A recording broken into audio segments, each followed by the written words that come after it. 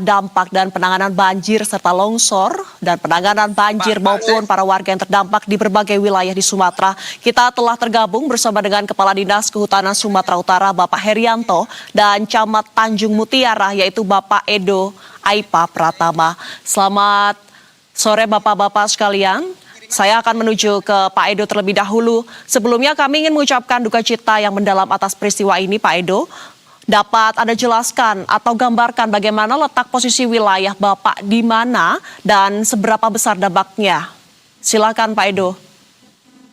Oke, terima kasih Mbak. Perkenalkan saya Edo Aipa Pratama, Camat Tanjung Mutiara, Kabupaten Agam, Provinsi Sumatera Barat.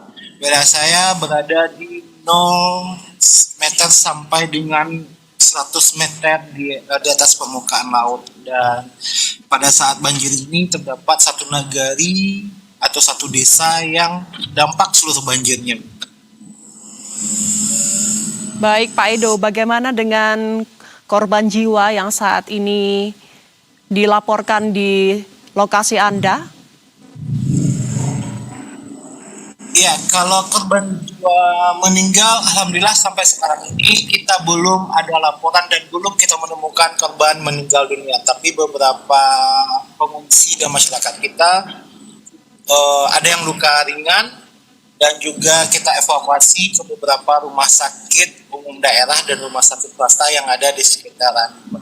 Dan mungkin itu kalau masalah korbannya, Pak. Tapi yang kalau terisolasi, perkiraan sebanyak 6.000 jiwa penduduk kita di desa yang terisolasi dari dampak banjir. Baik Pak Edo, apakah bantuan yang diberikan oleh pemerintah daerah sejauh ini sudah dapat diterima? Ya, alhamdulillah kita sudah menerima bantuan dari pemerintah daerah kabupaten maupun provinsi. Baik Pak Edo, tahan terlebih dahulu, saya akan menyapa Pak Herianto, Kepala Dinas Kehutanan Provinsi Sumatera Utara.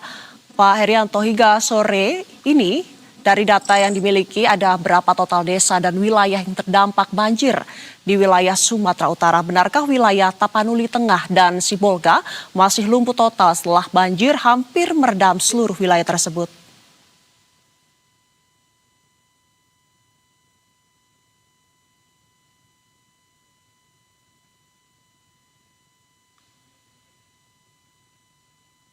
Mohon izin Pak, kami belum bisa mendengar suaranya. Masih ke-mute settingannya. Izin Bu, sudah bisa? Sudah bisa kami mendengar Pak, silakan. Ya.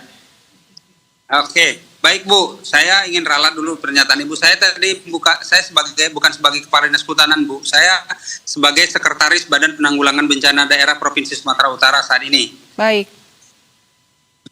Silakan Pak Herianto. Kira-kira yang ingin saya sampaikan kondisi penanggulangan kebencanaan yang terjadi di Provinsi Sumatera Utara ini sekarang kita sebagaimana yang sudah disampaikan oleh Pak Gubernur tadi, kita sudah menyusun tanggap darurat. Kemudian juga kita telah mencoba untuk melakukan kegiatan-kegiatan yang berupaya untuk menyalurkan bantuan kepada masyarakat yang terdampak, khususnya di daerah yang terdampak cukup parah yaitu daerah Tapanuli Tengah maupun Sibolga. Untuk yang di Kabupaten Tapanuli Utara kita bisa lakukan melalui jalan darat, tapi untuk Tapanuli Tengah maupun Sibolga itu sudah dilakukan dengan perdana kemarin dilakukan oleh Pak Gubernur, mendatangi langsung ke sana, dan tadi juga dilakukan pengiriman logistik sebanyak 5,5 ton ke sana. Kemudian juga yang terjadi di Kota Medan juga kemarin, hari ini alhamdulillah di Kota Medan sudah tidak terlalu mengkhawatirkan lagi dampak dari bencana banjir. Kita juga melakukan kegiatan tetap sekarang ini membuka dapur umum, kemudian juga memberikan bantuan-bantuan langsung kepada masyarakat terdampak. Silakan, Pak Heri, bagaimana dengan proses bantuan di sana dan apakah banjir belum berangsur surut? Kalau di Sumatera Utara ini masih banyak daerah yang banjir yang belum surut, khususnya di Langkat, kemudian juga di di Tapanuli Tengah maupun Sibolga itu kita masih belum mendapatkan data yang tepat, Bu, karena masih sulitnya berkomunikasi. Tetapi hari ini sudah dapat kita dapat informasi bahwa untuk ke Tapanuli Tengah maupun Sibolga itu sudah diupayakan melalui jalan darat dengan pembersihan lokasi-lokasi yang bekas longsor yang menuju ke Sibolga.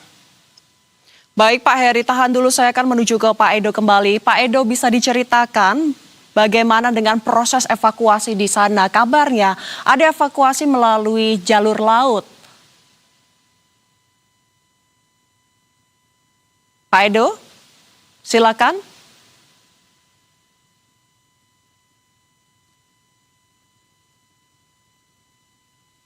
Pak Edo, silakan. Nampaknya masih ada kendala audio yang dialami.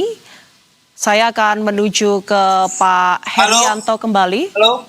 Baik, silakan Pak Edo. Iya Mbak, terima kasih. Jadi memang di satu desa itu kita titik yang putus jalur akses darat.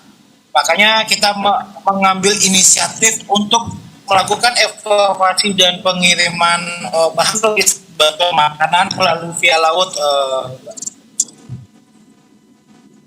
Itu karena cuaca juga tidak bagus untuk melaut, kita harus pandai dan mempunyai strategi tersendiri untuk bisa menembus titik lokasi bencana via laut. Lalu untuk proses evakuasi jalur laut sendiri saat ini seperti apa Pak mekanismenya?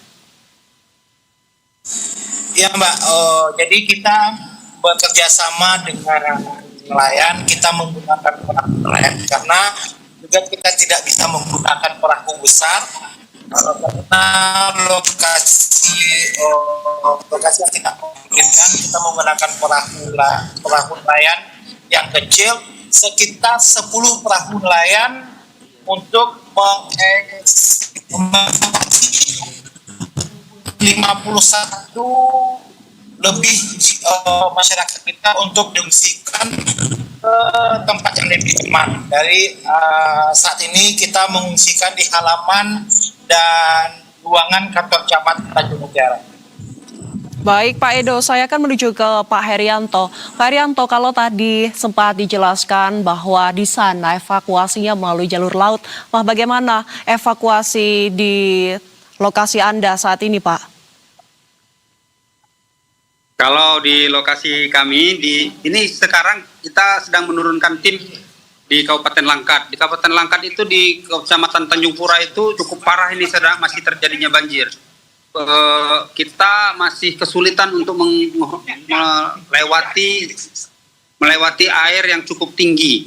Nah, tetap kita juga membuka dapur umum di posko Stabat, juga kemudian di daerah Tanjung Pura masih kita upayakan untuk evakuasi beberapa warga yang masih terjebak di banjir di sana. Baik, terima kasih Pak Herianto dan juga Pak Edo telah bergabung bersama kami di Berita 1 Sore. Selamat kembali beraktivitas, tetap hati-hati dan jaga keselamatan serta